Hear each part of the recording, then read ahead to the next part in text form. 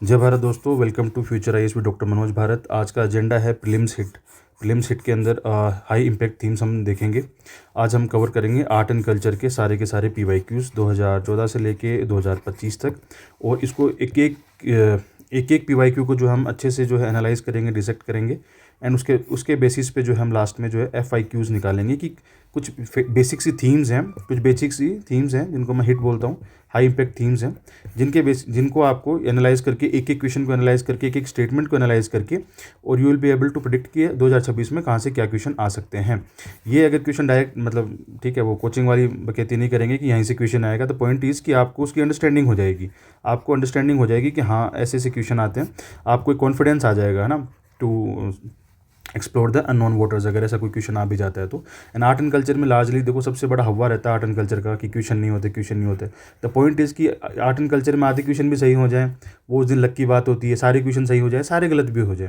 The point is कि हमें confidence होना चाहिए कि हमें आता है, मतलब वहाँ देख के ना फियर नहीं होना चाहिए, डर नहीं लगना चाहिए कि हमने को तो इसका कुछ पता ही नहीं है, हम तो इतनी पोथियाँ पढ़ के आगे 500 पेजेस के नोट्स पढ़ के आगे, लेकिन हमें तो समझ में नहीं आ रहा आर्ट एंड कल्चर का कुछ। ठीक है, चलिए खैर मेरा अपना इंट्रोडक्शन दे देता हूँ। कई वीडियोज़ में इंट्रोडक्शन नहीं था तो लोग पूछ रहे हैं कि मतलब क्या चीज़ है भाई, कौन है, कैसे क्या है। तो हालांकि पहले जब मैं पढ़ता था, कई लोगों के जो इंट्रोडक्शन होते थे मेरे को बड़ा इरिटेटिंग सा लगता था, क्या यार ये रोज़ अपने वीडियो में वो बात बताते रहते हैं। तो पॉइंट इज़ कि आप मेरे को समझ में आया कि भाई आपके जब एज ए ट्यूटर आपको अपना बताना तो पड़ेगा ना कि आप क्या हो। तो खैर जो चीज़ एक्सपीरियंस करते हैं तभी समझ में आता है।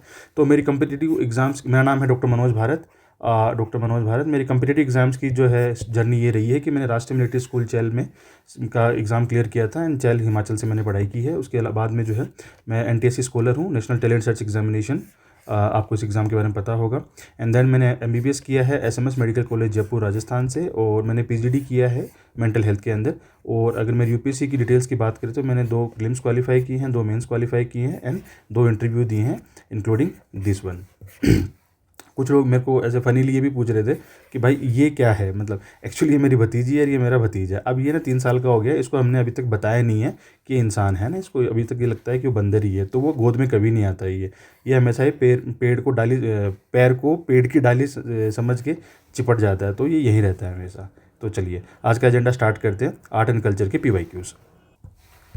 तो दोस्तों आज का जो है एजेंडा स्टार्ट करने से पहले मैं आपको कुछ बेसिक चीज़ें बता दूं, ठीक है, जो मेरे आगे मैं हर सब्जेक्ट का एवरी सब्जेक्ट का ईच एंड एवरी क्वेश्चन जो है मैं एड्रेस करने वाला हूं 2014 से लेके 2025। आप देख लीजिए कितने क्वेश्चन हो जाएंगे, लगभग 1200-1300 क्वेश्चन ही आपके पास हो जाएंगे। मैं सारे के सारे एनालाइज करने वाला हूँ, और ट्रस्ट में अगर आपने ये कर लिया ना तो आपका मतलब अलग लेवल कॉन्फिडेंस हो जाएगा।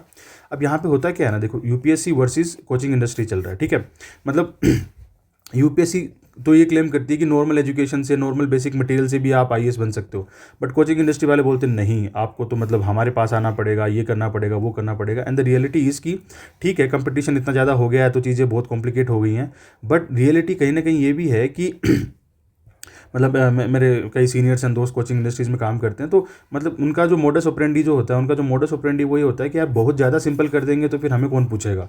मतलब कहीं ना कहीं वो होता है मार्केट बनाने के लिए। आप देखना कई लोग हैं जो एज एन एस्पिरेंट जो मार्केट में आते हैं, तो वो कितना सिंपलिस्टिकली चीज़ों को पढ़ाते हैं, क्योंकि वो अपना जो रियल एक्सपीरियंस है, जो जेन्यून एक्सपीरियंस है, उसको शेयर करते हैं। ठीक है, जैसे जैसे वो कोचिंग इंडस्ट्रीज़ के माफिया बन जाते हैं, बड़े मतलब वो बन जाते हैं, दैन वो हर चीज़ को जो है वो उस टाइप से लेने लग जाते हैं कि ये तो हमारे बिना हो ही नहीं सकता, ये तो आप हमारे बिना कर ही नहीं सकते, आप तो ना किसी लायक नहीं हो, हमारी हेल्प के बिना तो आप ये कुछ काम कर ही नहीं सकते। और ये इंडिया की जो कोचिंग इंडस्ट्री है, जो मतलब बहुत बड़ी इंडस्ट्री है, मतलब आप IIT, NEET, IAS, SSC, other exams की बात करो तो मतलब वो लैक्स ऑफ करोड्स की इंडस्ट्री है। तो इस वजह से बड़ी दिक्कत आती है।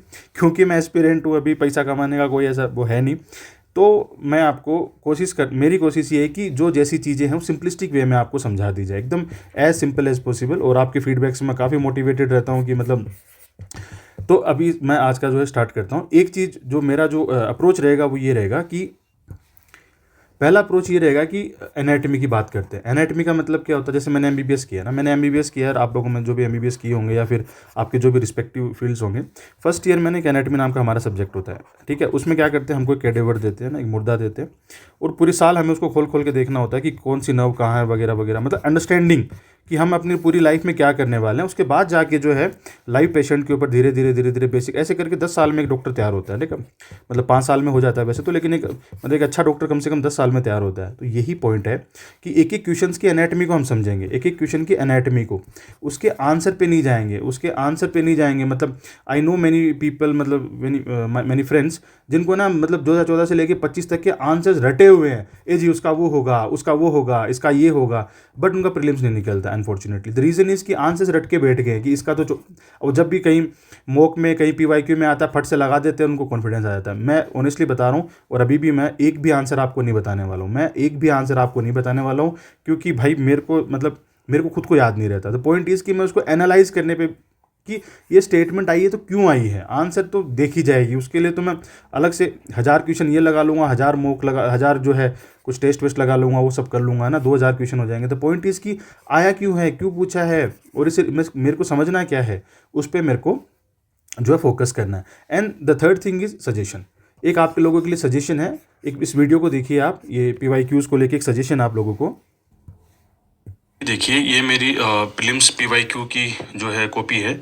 हर साल मैं नई कॉपी प्रिंट करवाता हूँ, फोटोस्टेट करवाता हूँ, और यहाँ पे मैंने इस बार 2016 से मैंने पेपर्स रखे हुए हैं। ठीक है, 16 से लेके 25 तक लगभग 10 साल के पेपर हो गए। ठीक है, एग्जैक्टली जो UPSC वाले पेपर हैं वो पेपर है। ठीक है, इसमें इंग्लिश इस साइड आती है और हिंदी इस साइड आती है। ठीक है, अब इसका पर्पज़ क्या है कि ये हमें एक पिक्टोग्राफिक अंडरस्टैंडिंग देती है, पिक्टोग्राफिक एक मेमोरी देती है कि हम इसी पैटर्न में जब PYQs को सोल्व करेंगे, अब कोचिंग के फैंसी में या कोई PDF के फैंसी में उसमें करेंगे, इससे अच्छा है कि हम इसी में करें। इससे हमें पता चलेगा कि जैसे 16 में किस सीक्वेंस में आते थे, फिर आगे चलेंगे तो 22 तक आते आते सीक्वेंस बदल गई, अब 10-10 लोट के में आते हैं। 10-10 लोट मतलब 10 क्वेश्चन इकोनॉमी के होंगे, अगले 10 क्वेश्चन इसके होंगे, वो सब। अब इधर कोई एक वर्ड है जो इंग्लिश का है, वो हमें समझ में नहीं आ रहा, तो कई बार क्या होता है ना, इधर वाले वर्ड को देख के वो चीज़ समझ में आ जाती है। मैं आपको एनालिसिस में आगे बताऊंगा। एंड उसके अलावा क्या होगा ना, साइकोलॉजिकली हमारा वो हो जाएगा कि मतलब ये पेपर तो हमने कई बार देखा हुआ है, ये पेपर हमने कई बार किया हुआ है। तो वो जो D-Day होता है, एग्जाम डे होता है, उसमें आपको ऐसा लगेगा we are just giving another mock, है ना, कि 10-11 साल के तो हमने PYQ किए हुए हैं, एक अगला पेपर हम दे रहे हैं। ठीक है, तो इसलिए आप लोगों से रिक्वेस्ट है कि सेम जो पैटर्न है UPSC का, ये PDF को आप अपलोड अपना ना वो कीजिए और प्रिंट करवा के इसको रखिए। और यहीं पे जब आप एनालिसिस कर रहे होंगे ना, तो आपको PYQ जैसे क्वेश्चन है पर्टिकुलर, इसको रटना नहीं है, आपको इसको एनालाइज करना है। इसका एनालिसिस आपको यहीं लिख देना है, आपको UPSC की लैंग्वेज समझ में आएगी कि या कोई क्वेश्चन नहीं भी होता, वो कहते हैं ना निंजा कोड, कि जो क्वेश्चन समझ में नहीं भी आ रहा है, कोई क्वेश्चन समझ में नहीं आ रहा, तो उसमें भी आप जो है वो कि लैंग्वेज के अगर लैंग्वेज को लेकर आप यूज टू होंगे तो आप उसको एड्रेस कर लेंगे, तो कम से कम 10-15 क्वेश्चन तो ऐसे निकल जाते हैं ना। तो वो जो बोलते हैं ना इंटेलिजेंट गेस वगैरह, वो सब वो इसी चीज़ से आते हैं। और PYQ तो बाइबल है, मतलब ये बाइबल, गीता, कुरान जो माने इसको, ये वो होती है PYQ की कॉपी, है ना। आप कोचिंग के अलग अलग मटेरियल इकट्ठे करेंगे, वो करेंगे, सबसे अच्छा है हिट द, मतलब वो कहते हैं ना हिट द नर्व, ये वाली बात है। तो भाई इन द क्रक्स अगर बात करें, क्रक्स मेरा ये है कि आपको जिस कोचिंग का मटेरियल, मतलब अच्छी कोचिंग्स है, सब कुछ है, इतना डिटेल्ड लोग, मैं तो 15-15 20-20 लोगों की टीम जो है, 15-15 20-20 लोगों की टीम क्वेश्चंस तैयार करती है वगैरह। हालांकि आजकल ये ऐसे करवा लेते, बट मतलब पॉइंट ये है मेरा कि आप जितने मॉक देने आपको दो, जितने ऑल इंडिया मॉक्स देने आपको दो, बट ये जो चीज़ है ना, जो PYQs की जो बुक है, ये अब जैसे मैं क्लेम करूंगा कि मेरी PDF बेस्ट है, हर बंदा क्लेम करेगा उसकी PDF बेस्ट है। ठीक है, वो आपको एनालाइज करना है, वो आपके विवेक पे, वो आपकी समझ में है। तो बट जो सबसे बेस्ट से बेस्ट है, जो बेस्टम बेस्ट है, वो है UPSC की PYQ, जो उसी पैटर्न में है। ठीक है, मैं बार बार ये कह रहा हूँ कि यही है जो मेच्योरिटी से जो एग्ज़ाम अपन निकाल सकते हैं, या जो कुछ लोग तो 2 महीने में निकाल लेते हैं, कुछ लोग 6 महीने में भी नहीं निकाल पाते, और कुछ लोग 5 साल में भी नहीं निकाल पाते। यही है वो कोड, है ना। मेरे को भी बड़ी मजदूरी करने के बाद समझ में आया कि ऐसा है। तो चलिए स्टार्ट करते हैं।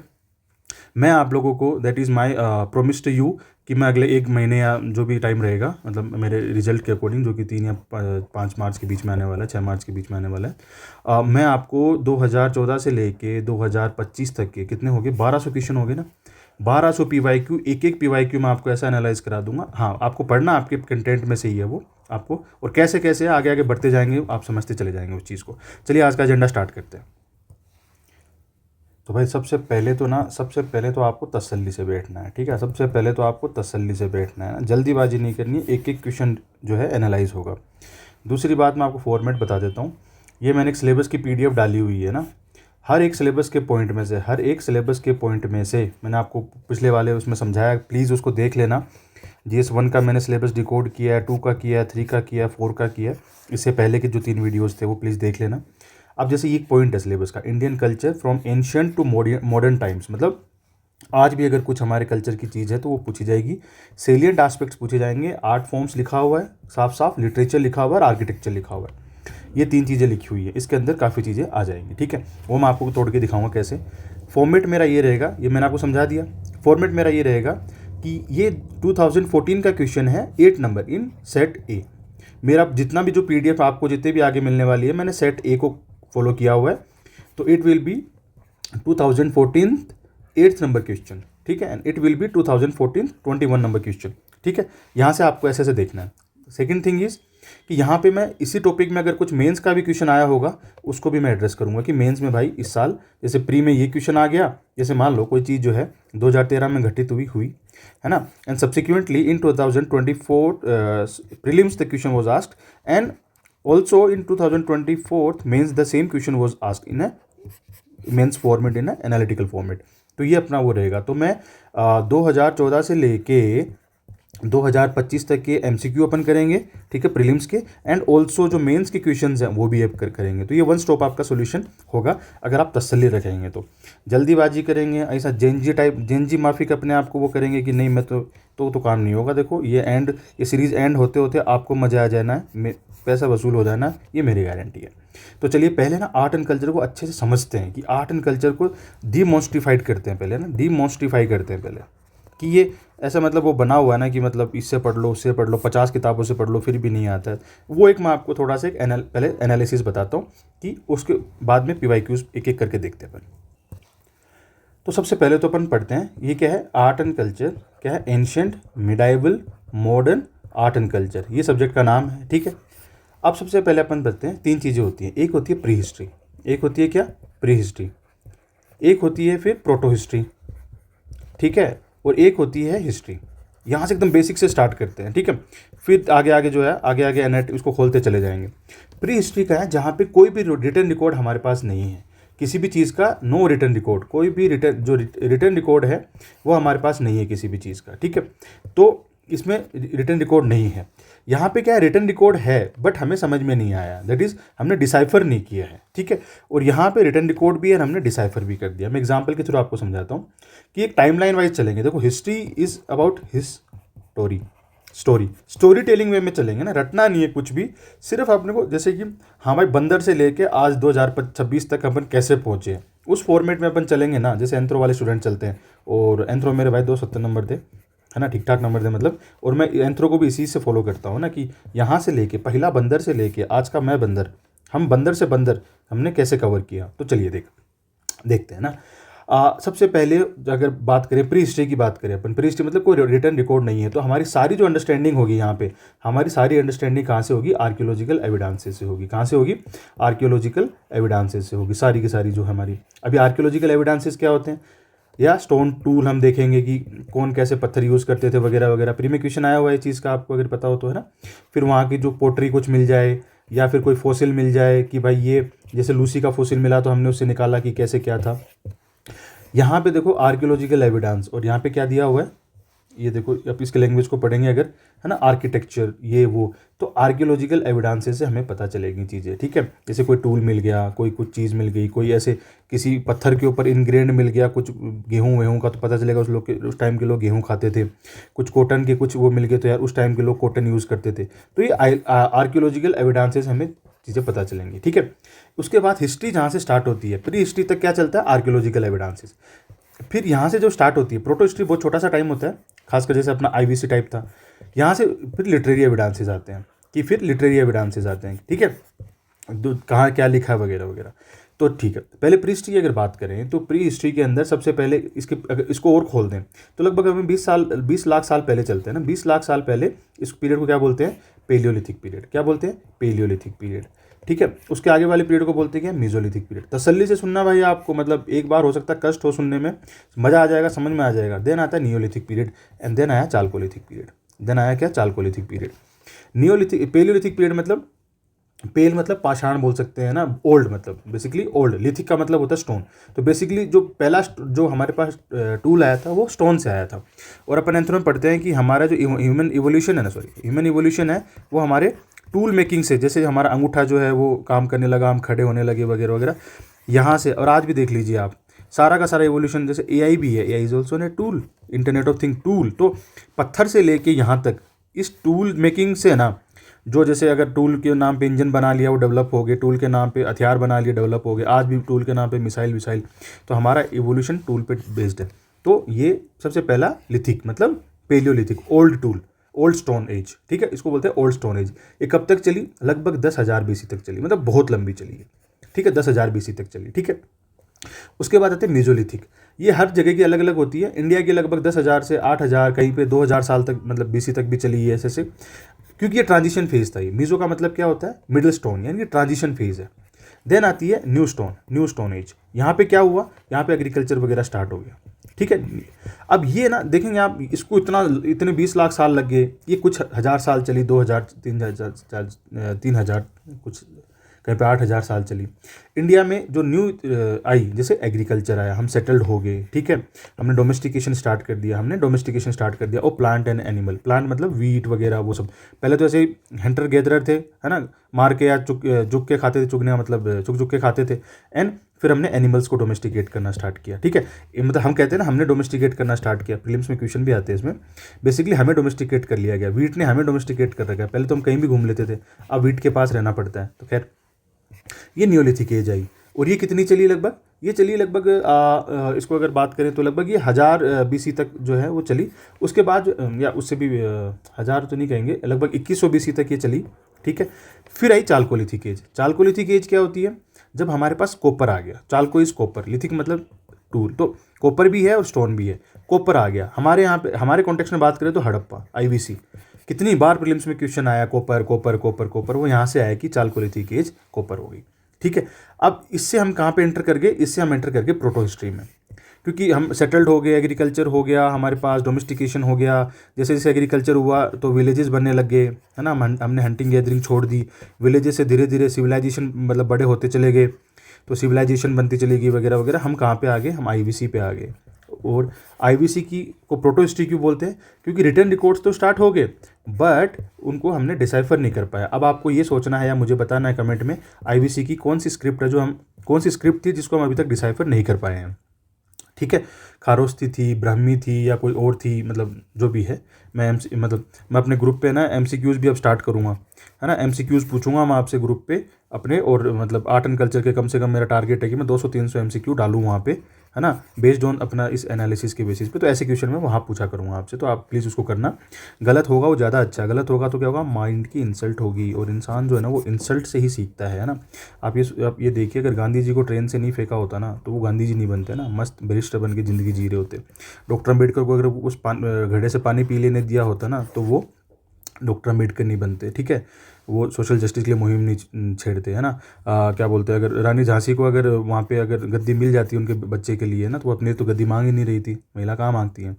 तो वो रानी की झांसी नहीं बनती, वो 1857 की क्रांति की जो है पुरोधा नहीं बनती, ठीक है। तो इंसल्ट माइंड का होता है ना, तो माइंड अपने आप काम करता है। खैर, तो देन स्टार्ट होती है प्रॉपर हिस्ट्री की, रिटन रिकॉर्ड्स भी हैं हमारे पास, एंड हमारे पास आर्कियोलॉजिकल एविडेंसेस भी हैं, ठीक है। अब ये मैंने आपको चीज़ें पढ़ाई, ठीक है, but the good point is कि हमारे सिलेबस में साफ साफ लिखा हुआ है एंशंट टू मॉडर्न, तो एंशंट से पीछे जाता ही नहीं है।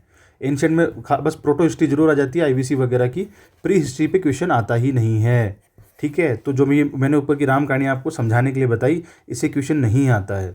सिर्फ एक क्वेश्चन आया हुआ, ऐसे मैं एनालिसिस कराऊंगा आपको, ठीक है। एक क्वेश्चन आया हुआ आज तक, वो क्या है? वो ये क्वेश्चन है 2014 का 84वां नंबर क्वेश्चन। आप ये देखिए क्या क्वेश्चन आया हुआ, वो भी टाइमलाइन पे क्वेश्चन था, ठीक है। कि ये टाइमलाइन पे क्वेश्चन था कि चैत्र 1 ऑफ नेशनल कैलेंडर, जो हमारा नेशनल कैलेंडर है उसका चैत्र 1 क्या होता है, इज बेस्ड ऑन सका एरा, है ना, सक एरा। तो सक संवत बोलते हैं ना अपन हिंदी में, Saka Samvat corresponds to which of the following dates of the Gregorian calendar, जो हम फॉलो करते हैं जनवरी फरवरी वाला, in a normal year of 365 days. अब इसका क्या आंसर है ऑनेस्टली मेरे को नहीं पता है, ठीक है। वो एग्ज़ाम आते आते मैं वापस से चीज़ें पढ़ लेता हूँ, याद आ जाता है। बट द पॉइंट इज़ हमने यहाँ पे कई अपने कैलेंडर बनाए, ठीक है। एक जैसे शक संवत हमने बनाया, एक हमने विक्रम संवत बनाया, ठीक है। एक ऐसे ही जो है ग्रिगोरियन कैलेंडर होता है, ये क्राइस्ट के उससे लेते हैं। तो अपन कैसे बोलते हैं, अपन before the birth of Christ, है ना, इसलिए इसको बीसी बोलते हैं, मतलब मैंने ऐसे याद किया हुआ है। और कुछ कुछ ऐसा ही होता है। एंड सीई मतलब क्राइस्ट के आफ्टर जो भी होता है। तो यहाँ से जैसे अपन बात करते हैं, जैसे एक आपको बहुत ट्रिक की बात बताता हूँ। 320 बीसीई के आसपास चंद्रगुप्त मौर्य जो है वो राजा थे भारत के मेन जो मौर्य साम्राज्य के। और 320 एडी के आसपास जो है वो चंद्रगुप्त गुप्ता डायनेस्टी वाले वो राजा थे, है ना। तो ये बीसी क्या हुई, ये क्राइस्ट के जन्म से पहले इतना, और ये सीई क्या हुई, क्राइस्ट के जन्म के बाद या पता नहीं मृत्यु के बाद, जो भी है क्राइस्ट एरा के बाद से ये स्टार्ट हुआ। तो अब हमें क्या करना, क्योंकि ये क्वेश्चन आ गया टाइमलाइन पे, तो अब हमारा काम बनता है एज ए मैच्योर कैंडिडेट, हमें ऐसे सारी संवत पढ़ें। ये शक संवत, अब शक लोग कौन थे, ये शाकाश जिनको बोलते हैं इंग्लिश में, ये लोग कौन थे। विक्रम संवत में विक्रम कौन थे, विक्रमादित्य थे या कौन से साम्राज्य के विक्रम थे, इनसे संवत स्टार्ट होता है। ऐसे 3-4 संवत और होती हैं। तो पहले समझ लेते हैं नहीं अंग्रेजों वाला क्या सिस्टम है, और जो कि क्वेश्चन भी था, पीवाईक्यू भी था 2014 84 नंबर पीवाईक्यू की। भाई सबसे पहले देखो आप कि क्राइस्ट पैदा होते हैं ना, यहीं से स्टार्ट होता है, क्योंकि और उनकी इसलिए चलेगी कि पूरी दुनिया पे इन्होंने राज किया, तो क्राइस्ट पैदा होते हैं। क्राइस्ट पैदा होते हैं तो इससे पहले वाले को ये बोलते हैं बिफोर क्राइस्ट, यानी कि अगर 100 BC बोला तो मतलब 100 years before the Christ, before birth of Christ.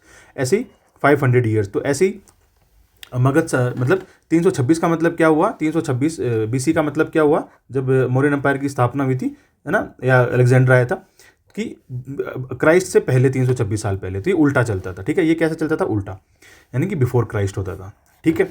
और फिर इसके आगे वाले को बोलते थे एडी। अब नहीं बोलते हैं ना, शिट, एक मिनट यार, ये काम ठीक है टेक्नोलॉजी का, खैर। तो मैं तो डर गया था। एडी बोलते थे पहले ना, एडी बोलते थे, मतलब अब एडी का मतलब है ना आफ्टर डेथ ऑफ क्राइस्ट नहीं है। इससे क्या है, पंगा हो जाता था। क्या पंगा हो जाता था, क्राइस्ट से बर्थ से पहले और क्राइस्ट की डेथ के बाद, बीच के 33 साल जब तक क्राइस्ट जिंदा रहता उसका क्या होगा, है ना। इसलिए एडी का मतलब होता था एनो डोमिनी, मतलब उसी दिन, anno domini in the year of our lord, मतलब कि the year Christ was born, ठीक है, ये था। तो यहाँ पे एनोडिन 1 साल से इधर स्टार्ट हो जाता है, यानी कि 1 BC, उसके बाद 0, यानी कि 0 ईयर कौन सी हुई, जहाँ पे क्राइस्ट पैदा हुए, एंड देन एक एडी आ गया, ठीक है। बट अब इस चीज़ को, इस वाले को हम यूज़ नहीं करते हैं, क्यों, अब है ना न्यूट्रल टर्म्स आ गई। ये तो क्या क्रिश्चियन डोमिनेटेड टर्म्स थी, अब न्यूट्रल टर्म आ गई, जिसका मतलब क्या होता है, अब यूज़ करते हैं BCE, यानी कि 326 BCE मतलब before common era, and 326 CE मतलब कॉमन एरा। यानी कि इन्होंने किस चीज़ को वाटरशेड मूवमेंट लिया, क्राइस्ट के होने को, मतलब क्राइस्ट के होने को इन्होंने लिया, ठीक है। अच्छा, फिर अच्छा, ये तो इनके वो थे, टर्मिनोलॉजीज थी। अब इन्होंने एक बनाया जूलियन कैलेंडर। ये बनाया था एक्चुअली जूलियस सीजर ने बनाया था, सीजार ने बनाया था 46 BCE के अंदर। ये इसको ये लोग फॉलो करते थे। इट वॉज अलाइंड विद सन। अभी जो सन के साथ जो अपने भी यहाँ कुंडली पत्री वगैरह देखते हैं ना, सब कुछ साइंटिफिक है वो, ठीक है। वो तो समय के साथ धार्मिक ढकोसलों ने और दान दक्षिणा के चक्कर में ये सब चीज़ों को अनसाइंटिफिक बना दिया, और हम सिर्फ क्लेम करते रह गए कि हम साइंटिफिक है। Otherwise each and every text in India, मतलब है ना, या कोई भी जो है वो साइंटिफिक था।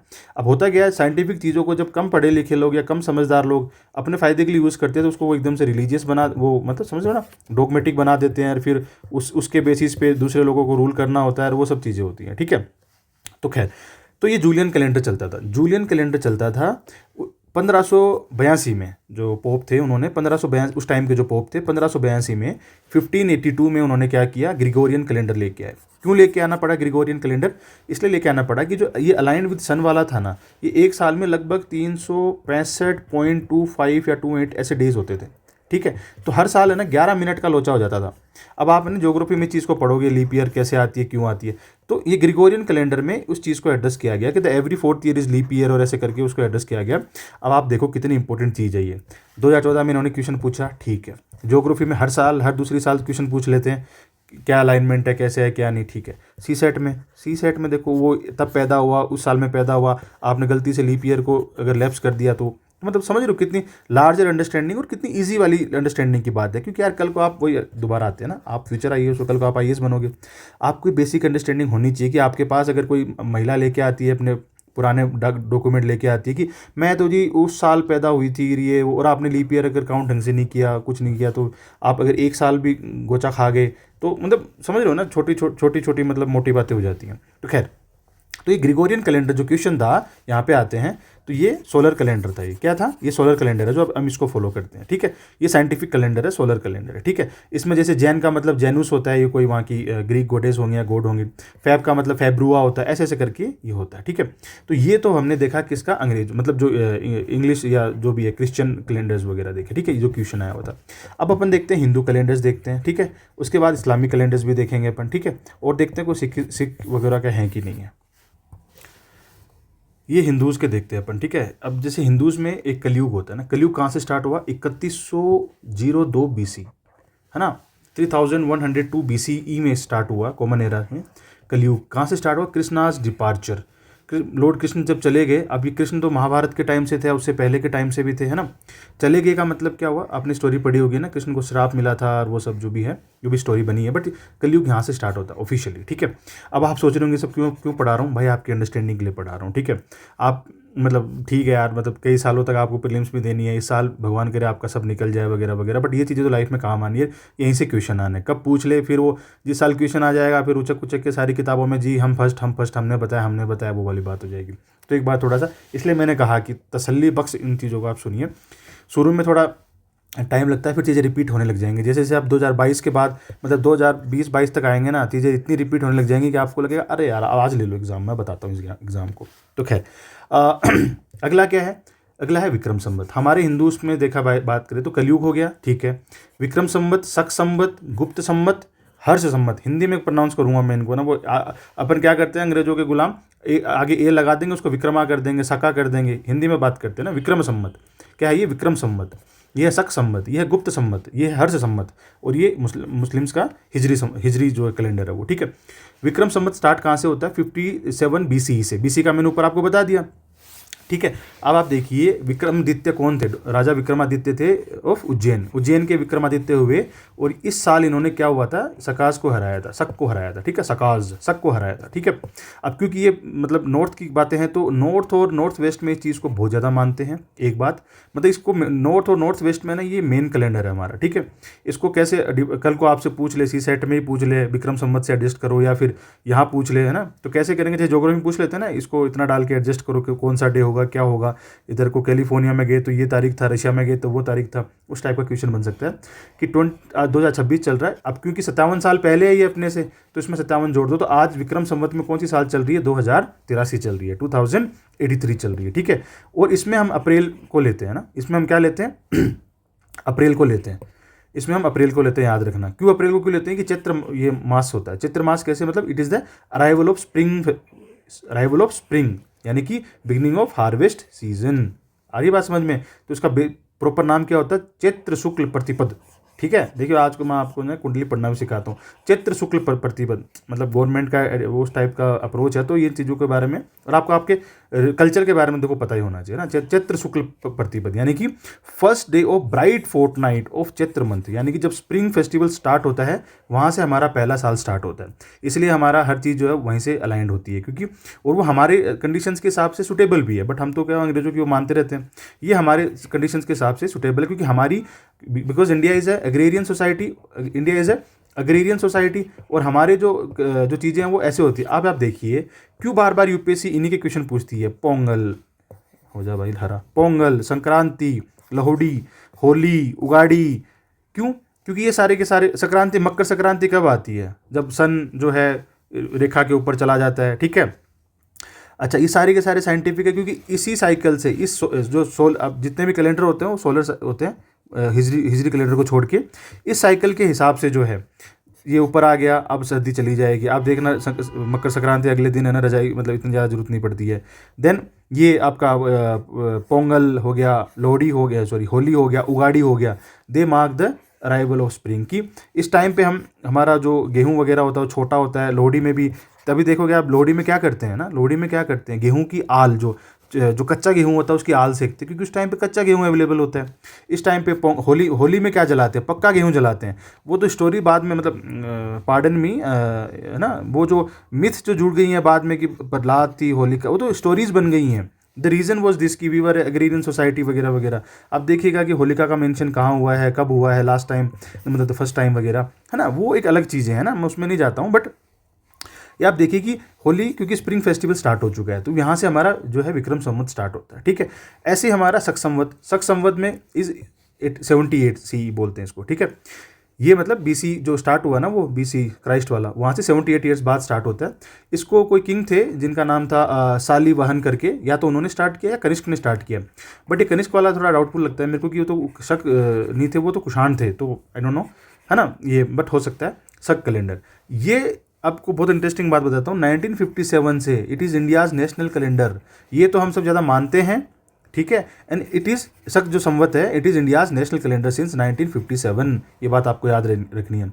और कैसे इसको निकालेंगे, क्योंकि 78 साल पीछे चल रहा है 2026, तो 2026 में से माइनस करेंगे 78 तो आ जाएगा। तो शक संवत के हिसाब से भी ईयर कौन सी चल रही है, 1948, और विक्रम संवत के हिसाब से 57 प्लस करके 2083 चल रही है, ठीक है जी। अब आगे बात करते हैं गुप्त संवत। ये इतना ज़्यादा फेमस नहीं है, ठीक है। ये ईयर आपको अभी मैंने बताई थी ऊपर, है ना, चंद्रगुप्त इस टाइम पे आए थे, ठीक है। और फिर 606 से ही हर्षवर्धन, ये हर्षवर्धन की ईयर हो गई, कोरोनेशन की ईयर होगी। तो ये इतना ज़्यादा फेमस नहीं है, ये दोनों फेमस है। उसके बाद करते हैं हिजरी संवत। एग्जाम में पता नहीं आएगा नहीं आएगा, बट ये देख लीजिए 222 आपको पता होना चाहिए ना कैसे बनाते हैं। 622 सीई के अंदर ये स्टार्ट होता है हिजर। ये वो साल है जब प्रॉफिट मोहम्मद जो है मक्का से शिफ्ट हुए थे मदीना, इसलिए दोनों होली सिटीज़ हैं वहाँ की, मक्का एंड मदीना, ठीक है। अच्छा, ये ना अभी तक के जितने भी अपने कैलेंडर पढ़े ना, या तो वो सोलर कैलेंडर है, या तो वो सोलर कैलेंडर है, या वो सोलर लूनर कैलेंडर है, या लूनर सोलर कैलेंडर है ना। इसके डिटेल में नहीं जाना आपको, बेसिकली वो सोलर डोमिनेंट कैलेंडर है। This is the only calendar जो कि लूनर कैलेंडर है, प्योरली लूनर कैलेंडर है। इसीलिए देखना इस्लाम के अंदर चांद नज़र आया, इसकी बड़ी ज़्यादा वैल्यू होती है, ठीक है। और यहाँ इनका दिन स्टार्ट होता है इस कैलेंडर के हिसाब से जब सनसेट होता है, तब इनका दिन स्टार्ट होता है, ठीक है। एक बात। दूसरी बात, ये 355 डेज़ का होता है ना, ये लगभग 365 डेज़ का नहीं होता, क्योंकि लूनर साइकिल जो है, मतलब आप समझ गए होंगे ना, लूनर साइकिल 28 दिन में आती है वैसे, है ना, ज्योग्राफी में आपने पढ़ा होगा। तो ये 355 डेज़ का होता है, यानी कि ये 11 दिन शॉर्टर होता है सोलर साइकिल से। सोलर ईयर होता है 365, ये हमने ऐसे रैंडम फिगर नहीं जोड़ा हुआ 300 और फिर ये एक लीप ईयर वगैरह, ये सोलर साइकिल के हिसाब से। ऐसे लूनर साइकिल लगभग 354-355 डेज़ की होती है। तो हर साल 11 जो है वो जो है चीज़ें, वो 11 दिन जो है शॉर्ट पड़ जाते हैं। इसलिए इस्लामिक साइकिल जो है वो 33 साल की साइकिल में चलती है। जैसे अपन ने पढ़ा होगा ना, आपने देखी लीप ईयर्स के, मतलब आपका जैसे अपन सी सेट में करते हैं ना, कि आज जैसे मेरा 8 अगस्त को बर्थडे आता है, तो अगले साल मतलब कब आएगा, इस बार मंडे को आया था तो अगली बार कब आएगा, वो सब। तो ऐसे ही है ना, जैसे रमादान अभी कल परसों गया, तो अगर रमादान जिस भी तारीख को था, कब था आई डोंट नो, 21 तारीख को था, 20 तारीख को था, तो अब 33 साल बाद उसी तारीख को आएगा अकॉर्डिंग टू ग्रिगोरियन कैलेंडर। तो ऐसे ये सारे के सारे हमारे, मैंने आपको कैलेंडर डिटेल में पढ़ाए हैं, ठीक है। ये एक PYQ को मैंने खोल दिया आप लोगों के लिए। चलिए फटाफट ये भी देख लीजिए ना, कि ये जो सिख कैलेंडर्स हैं, बुद्धिस्ट एंड जैनिज्म, है ना, अपने मैंने सारे कवर कर लिए अपने इंडिया के, ठीक है। तो ये मानते हैं, नानक शाही बोलते हैं इसको, नानक शाही कैलेंडर, ठीक है। द ईयर ऑफ बर्थ, है ना। आपको ये क्यों पता होना चाहिए, क्वेश्चन आए हुए हैं, कौन किसका कंटेम्प्रेरी है। ये अकबर का कंटेम्प्रेरी बता दिया था गुरु नानक जी को, ठीक है। तो ये क्या 1469 CE, है ना, 1469 CE। तो अपने पता होना चाहिए ये साल इनकी जो है बर्थ हुई थी, है ना। और अकबर की तो वो, अकबर तो इस टाइम पे जो है, मतलब अकबर तो, बाबर इस टाइम पे आया था, अकबर जो है मतलब लगभग इसके बाद में हुमायूं के अकबर पैदा हुआ था 1540s में, तो कंटेम्प्रेरी कैसे हो सकते हैं, ये पॉइंट है, ठीक है। हाँ, ये हो सकता है कि ये ज़रूर है कि वो जब ये अकबर पैदा हो रहे थे तब नानक जी जो है वो जो उनका स्वर्गवास हो गया होगा। तो ये चीज़ें अपन देख सकते हैं, ठीक है। ये ना विक्रम संवत को पहले फॉलो करती थी, सिख कम्युनिटी पहले विक्रम संवत को फॉलो करती थी। 2013 से, जो 2003 से इन्होंने स्टार्ट किया नानक शाही कैलेंडर को फॉलो करना। और ये सोलर कैलेंडर होता है, बेसिकली सारे कैलेंडर जो है सोलर या सोलर लूनर होते हैं, सिर्फ एक हिजरी कैलेंडर जो लूनर होता है। और ये मार्च 14 से जो है अपना न्यू ईयर स्टार्ट करते हैं। तो मार्च 14 2003 से किया, तो आप कैलकुलेट कर लो अभी कौन सा इनका वो चल रहा होगा नानक शाही में। फिर बुद्ध की बात करें तो इसको बोलते हैं बुद्धिस्ट एरा। क्या बोलते हैं, बुद्धिस्ट एरा। कब से स्टार्ट हुआ, ये इंडियन बुद्धिस्ट कम्युनिटी मनाती है, श्रीलंका, थाईलैंड, म्यांमार, इन सब में ये लोग मानते हैं। ये 544 BCE, the year Buddha passed away. अभी इसको क्या बोलते हैं, इसको परिनिर्वाण बोलते हैं, महापरिनिर्वाण बोलते हैं। कहाँ पे हुआ, ये भर भर के PYQ जिससे आते हैं, आपको पता ही होना चाहिए सब चीज़ें, तो ठीक है। उसके बाद अब इसमें अगर आप इतना जोड़ देंगे तो इतना आ जाएगा। तो बुध एरा का कौन सा ईयर चल रहा है? 2570 चल रहा है अभी, ठीक है, बुध एरा का, ठीक है। और ये बुध पूर्णिमा वाले दिन स्टार्ट होता है, लगभग ये अप्रैल या मतलब लास्ट अप्रैल या अर्ली मई के अंदर आती है बुध पूर्णिमा, ठीक है। तो ये चीज़ आपको पता होनी चाहिए। फिर जैन कैलेंडर की बात करें, इसको बोलते हैं वीर निर्वाण संवत, वीर निर्वाण संवत, यानी कि जो है 24 तीर्थंकर जो थे महावीर, लॉर्ड महावीर, लॉर्ड तो मैं तो नहीं कहूँगा, भगवान महावीर नहीं, महात्मा महावीर, मतलब इन आत्माओं में महात्मा हुई हैं, ठीक है, भगवान नहीं हुए हैं, ठीक है। मतलब ये इंसान थे जो कि महान इंसान थे, ठीक है, जैसे महात्मा बुद्ध, महात्मा गांधी, महात्मा महावीर। तो ये 1527 BC जो है इस साल इनकी, जैसे इनकी ये हुई थी, तो ये अब इन दोनों का भी पूछते हैं कौन कितनी साल जिए, कौन कब पैदा हुए थे और कब जो है जो देह उन्होंने त्याग किया था। तो इन्होंने जो है वो बाद में किया था, इन्होंने पहले कर दिया। 527 BC को मानते हैं ये लोग, है ना, 527 BC को मानते हैं, और दिवाली के नेक्स्ट डे स्टार्ट होता है इनका नया साल, ठीक है। और तो इसको जोड़ लेंगे तो कितना होगा? 2552 होगा। तो ये सारे के सारे मैंने आपको कैलेंडर्स बता दिए।